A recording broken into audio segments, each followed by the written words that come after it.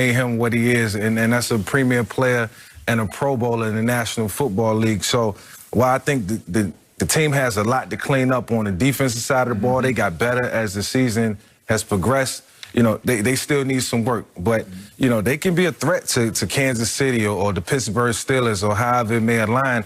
You know, it's just all about who knows who better. You know, Sean McDermott was with us in Philadelphia in 2009 and 2010, and we practiced against them every day. So if they happen to face the Chiefs, it's about who knows who better, who can scheme who and be, you know, better at it. So, you know, it's all about how things align for this team.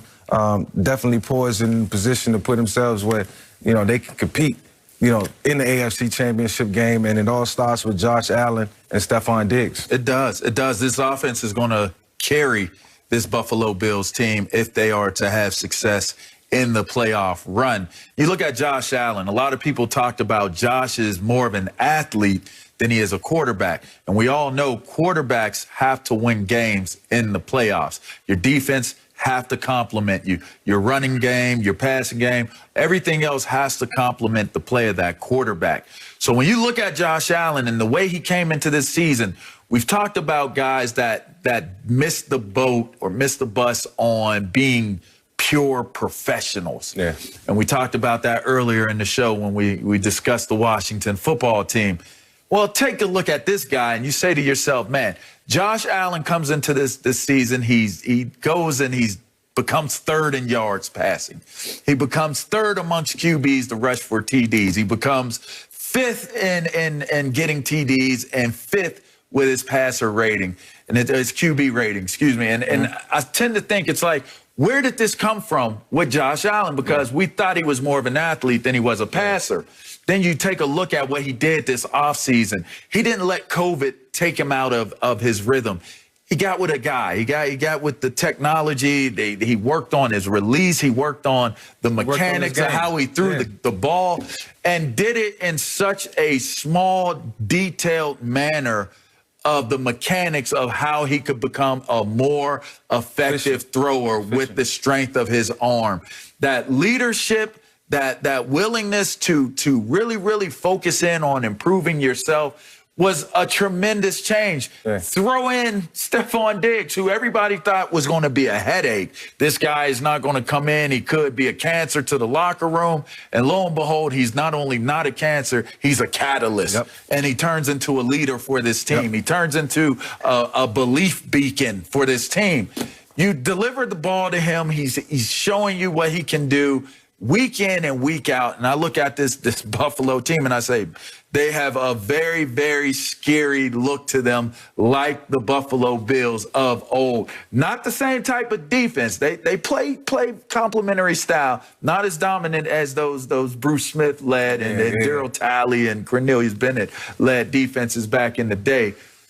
But this offense is pretty impressive, and I don't see them slowing down. I think they're the most dangerous team in the AFC outside of course, the Kansas City along with Chiefs. Baltimore. Yeah. Oh, they might not get in. Along with Baltimore. You putting them in? I agree with both of you. I think this Josh Allen-led Buffalo Bills team can upset the Chiefs, but I'm going to go from a different perspective and look from a different lens. From the Chiefs side, you got a 14-1 football team that's kind of crippling or limping into the playoffs. They don't look as sharp. And when I say limp for them, it's not a limp for most teams, but it doesn't look as well-oiled as we have come to know and what we've seen over the course of this Pat Mahomes, Andy Reid's run and tenure.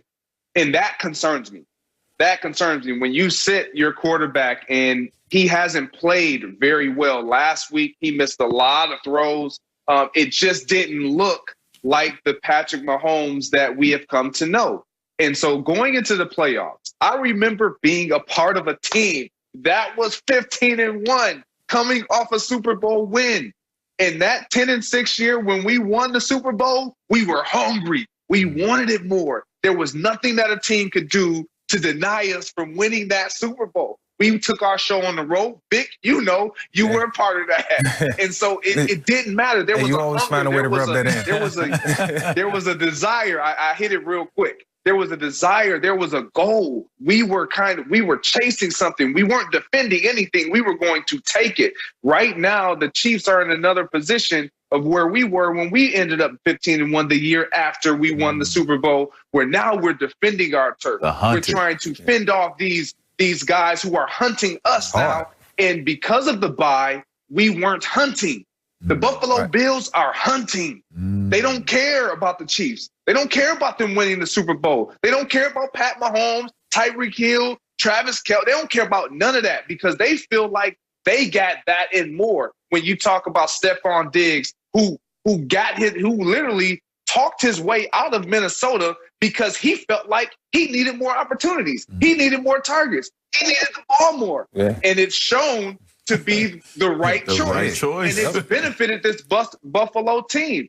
And so when I look at the type of fearlessness that they play with, and it starts with Josh Allen, it starts actually with Sean McDermott and then Josh Allen. And those guys carrying that kind of domino effect of their head coach, this team is scary. I don't care who they play, they are going to be a tough out.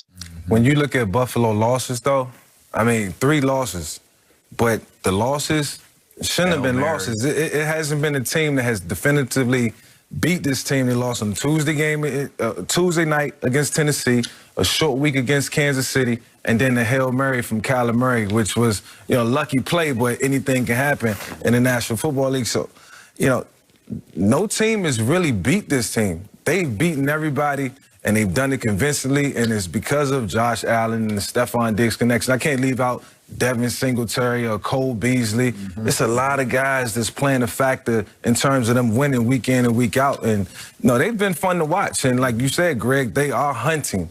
They're going after that chip. And it's easy to fly under the radar when the expectations aren't extremely high, like the Kansas City Chiefs and teams like that who got targets on their back every week.